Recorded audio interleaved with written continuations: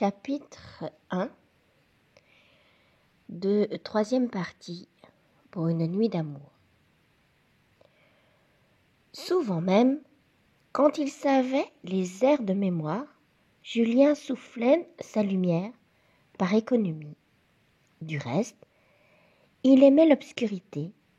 Alors, assis devant une fenêtre, en face du ciel, il jouait dans le noir.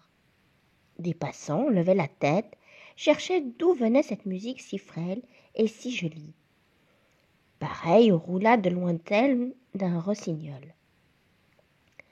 La vieille flûte de bois jaune était un peu fêlée, ce qui lui donnait son voilé le filet de voix adorable d'une marquise d'autrefois, chantant encore très purement les menuets de sa jeunesse. Une à une, les notes s'envolaient avec leur petit bruit d'ailes. Il semblait que le chant vînt de la nuit d'elle-même, tant il se mêlait au souffle discret de l'ombre. Julien avait grand-peur qu'on se plaignît dans le quartier. Mais on a le sommeil dur en province.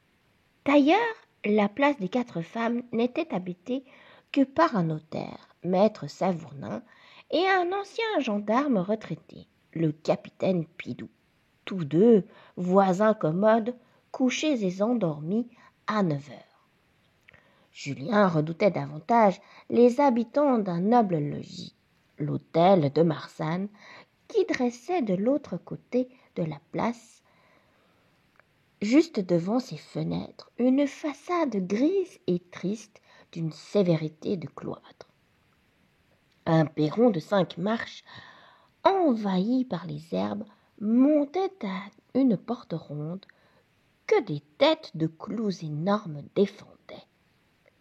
L'unique étage alignait 10 croisées dont les persiennes s'ouvraient et se fermaient aux mêmes heures, sans rien laisser voir des pièces. Derrière les épais rideaux toujours tirés, à gauche, les grands marronniers du jardin mettaient un massif de verdure qui élargissait la houle de ses feuilles jusqu'au rempart. Et c'est un tel, avec son parc, ses murailles graves, son air de royal ennui, faisait songer à Julien que, si les Marsanne n'aimaient pas la flûte, il n'aurait certainement qu'un mot à dire pour l'empêcher d'en jouer. Le jeune homme éprouvait du reste un respect religieux quand il s'accoudait à sa fenêtre, dont le développement du jardin et les constructions semblaient vastes.